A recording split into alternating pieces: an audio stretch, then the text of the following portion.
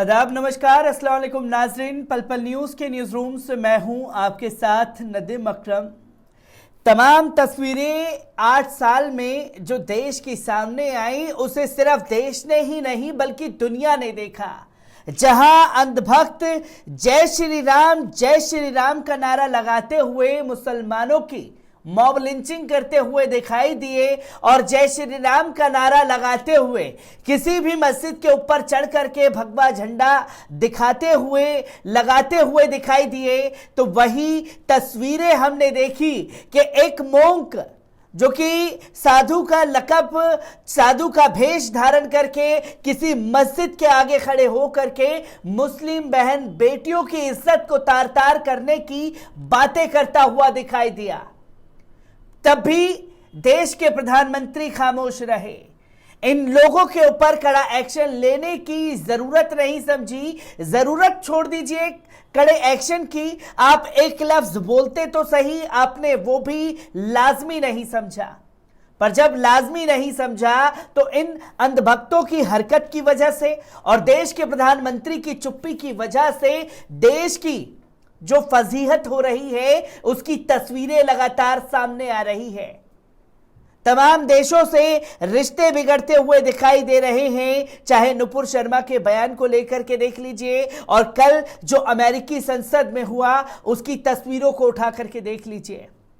क्योंकि कल अमेरिका के संसद में जो अमेरिकी सांसद हैं इल्हाना उमर, उन्होंने एक प्रस्ताव पारित करने की मांग की है जिसमें भारत को विशेष चिंता वाला देश घोषित करने की मांग की है।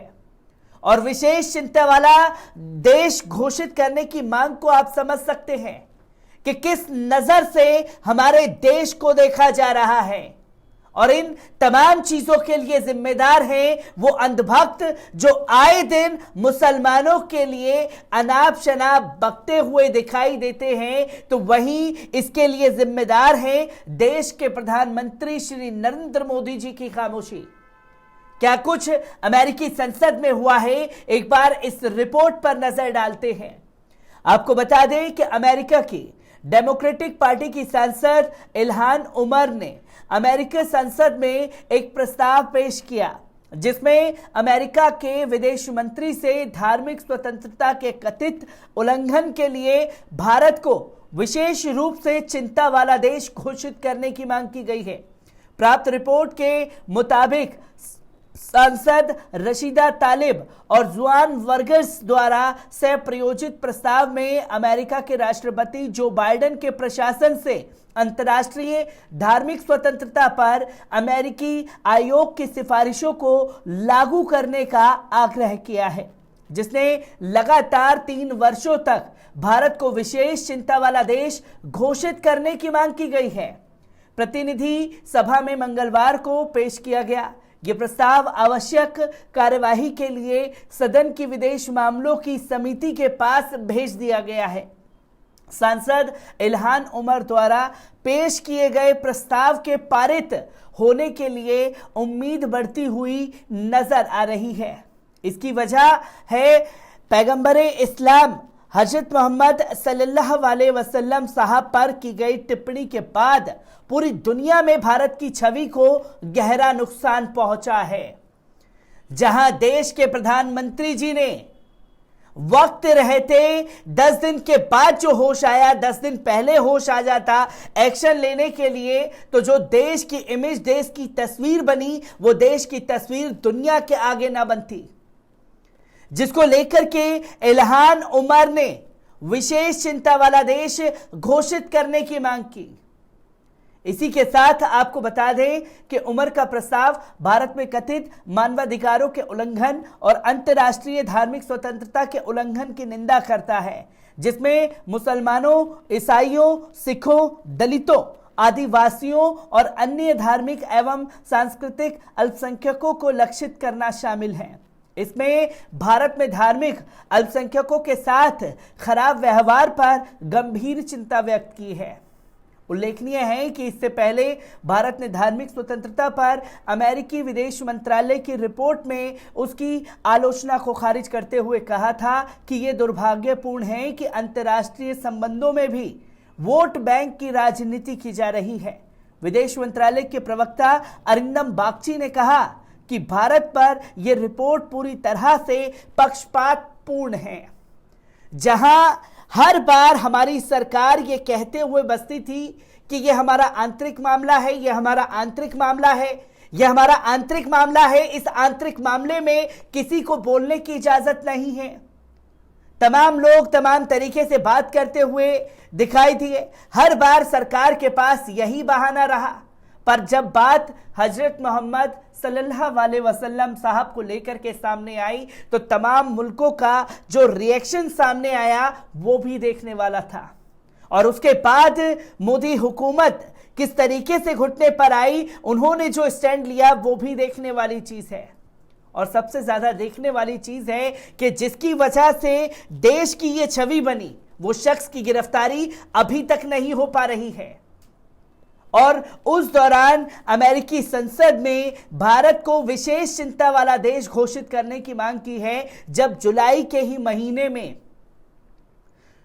अमेरिका के राष्ट्रपति जो बाइडेन, देश के प्रधानमंत्री श्री नरेंद्र मोदी जी, इजराइल के प्रधानमंत्री नफ्ताली बेनेट और यूएई के प्रेसिडेंट मिलकर के एक मीटिंग करने जा रहे हैं। और इस मुलाकात से पहले तमाम सवाल जो हैं वो खड़े हो रहे हैं, क्योंकि अब अमेरिकी सरकार पर प्रेशर बनाया जा रहा है कि भारत सरकार को लेकर के इस तरीके का कदम उठाया जाए। और कहीं ना कहीं ये नाराजगी समय समय पर अमेरिका की दिखती रही है। जहां 18 महीनों से राजदूत नहीं आए और राजदूत देश में नहीं है, यह बताता है कि आखिरकार कुछ ना कुछ चीजें गड़बड़ चल रही हैं, जिसकी वजह से देश के सामने यह तस्वीर बार बार आ रही है। पर इसी के साथ आपको बता दें कि अमेरिका के व्हाइट हाउस, अमेरिका भारत के साथ द्विपक्षीय संबंधों को अहमियत देता है। आपको बता दें कि वॉशिंगटन में व्हाइट हाउस ने कहा है कि भारत रणनीतिक रूप से महत्वपूर्ण हिंद प्रशांत क्षेत्र में अमेरिका का बेहद अहम सामरिक साझेदार है और वॉशिंगटन नई दिल्ली के साथ अपने द्विपक्षीय समझौते को अहमियत देता है। अमेरिकी राष्ट्रपति के कार्यालय के साथ ही कहा कि रूस के संबंधों में प्रत्येक देश को निर्णय लेना है।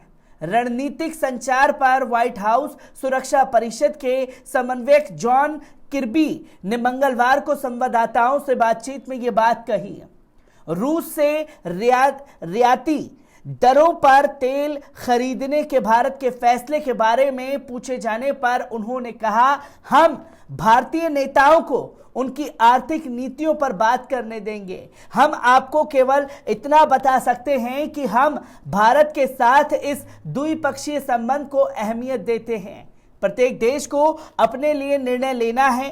उन्होंने यूक्रेन पर रूस के आक्रमण का जिक्र करते हुए कहा, यह संभव निर्णय है, लेकिन हम चाहते हैं कि रूस पर जितना भी अंतर्राष्ट्रीय दबाव बनाया जा सकता है वे बनाया जाना चाहिए। गौरतलब है कि रूस के यूक्रेन पर आक्रमण के बाद अनेक देशों ने रूस के खिलाफ कड़े प्रतिबंध लगाए। किर्बी में जोर देकर कहा कि भारत हिंद प्रशांत क्षेत्र के अहम रणनीतिक साझेदार है और रक्षा तथा सुरक्षा एवं आर्थिक कई क्षेत्रों में यह साझेदारी परिलक्षित होगी, जिसकी तस्वीरें लोगों के सामने लगातार आई। और रूस यूक्रेन के मामले में जो भारत सरकार का स्टैंड था, उसने भी कहीं ना कहीं अमेरिका और भारत के संबंधों को दूर करने की कोशिश की। और अब जुलाई के महीने में तमाम देशों, खासतौर अमेरिका और भारत के प्रधानमंत्री और प्रेसिडेंट आमने सामने होंगे, तो तस्वीरें बहुत कुछ बयां करेंगी और किस तरीके से एक्शन लेने की मांग की जा रही है, हर एक तस्वीर को आपके साथ साझा करता रहूंगा। दीजिए इजाजत, शुक्रिया।